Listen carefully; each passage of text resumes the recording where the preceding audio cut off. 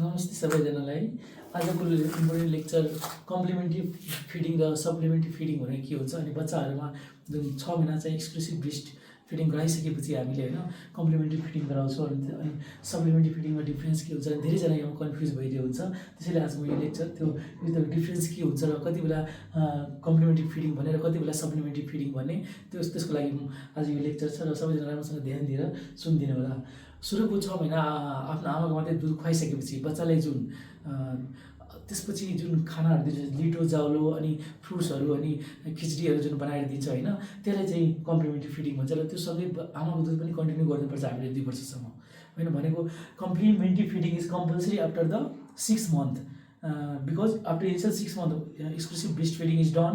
अनि त्यसपछि exclusive breast feeding गरिसकेपछि जुन हामी जाउलो लिटो अनि त्यसपछि त्यो पोरिजहरू बनाएर दिन्छौँ बच्चाहरूलाई, फ्रुट्सहरू मिक्स गरेर बनाएर दिन्छौँ होइन, त्यो सँगै अनि आमाको दुध पनि कम्पलसरी नै हुन्छ। फेरि आमाको दुध घट्यो भने फेरि उसको कुपोषणमा जाने डर हुन्छ 6 महिनापछि फेरि बच्चालाई।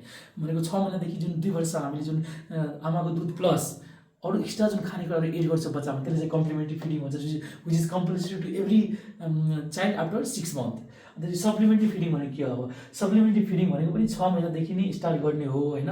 जसरी यहाँ 6 महिनादेखि 2 वर्षमा यो खुवाउन मिल्छ। तर यो सप्लिमेन्ट्री फिडिङ भनेको अलिक हाई रिस्क बच्चाहरू जस्तै अब प्रिटर्म थियो अनि उसको पहिलादेखि नै सेप्सिस थियो, इन्फेक्सन थियो होइन, अनि उसलाई इम्युन सिस्टम उसको कमजोर छ भने त्यसलाई हामीले के गर्नुपर्छ, कुन फुडहरू एक्स्ट्रा दिनुपर्छ क्या, त्यो भनेको सप्लिमेन्ट्री फिडिङ हो। एक्स्ट्रा सप्लिमेन्ट गरेर जुन बच्चाको उसलाई इम्युन सिस्टमलाई मेच्योरिटी बनाउने, हेल्दी बनाउनेलाई सप्लिमेन्ट्री फिडिङ भन्छ। अनि यो चाहिँ additional food given to specific vulnerable groups भनेको सबैलाई दिन मिल्दैन, यो त कम्पलसरी हो सबैलाई दिने, यो चाहिँ सबैलाई दिन मिल्दैन। भनेको हाई रिस्क ग्रुपहरू होइन, जस्तै अब वेटहरू कम भएको अनि इन्फेक्सनहरू भएको, पहिला नै आइसियूहरूमा एडमिट भएको त्यो बच्चाहरू, तोलहरू कम भएको हुन्छ नि, त्यस्तो बच्चाहरूलाई सप्लिमेन्ट्री फिडिङ गर्ने। अनि यसको लागि हाम्रो गभर्मेन्टको छुट्टै प्रोग्रामहरू जुन आइएनजिओहरू रन गरिरहेको हुन्छ। अनि गभर्मेन्टले छुट्टै जस्तै बालभिटा प्रोग्राम भयो, integrated management of acute malnutrition भयो, आइएमएम प्रोग्राम भयो, अनि पोषण अभियान भयो जुन गभर्मेन्टले रन गरिरहेको छ, स्कुल फिडिङ प्रोग्राम भयो होइन। यो प्रोग्रामहरूले अब छुट्टा छुट्टै उसको जस्तै बालभिटाले भिटामिन ए सप्लिमेन्ट गरिरहेको हुन्छ वर्षको 2 चोटि। अनि आइएमएमले पनि फिडिङ सप्लिमेन्टहरू गरिरहेको हुन्छ। अनि पोषण अभियान पनि कुपोषणको बच्चाहरूलाई त्यो गरेर सप्लाई गरिरहेको हुन्छ फुडहरू होइन।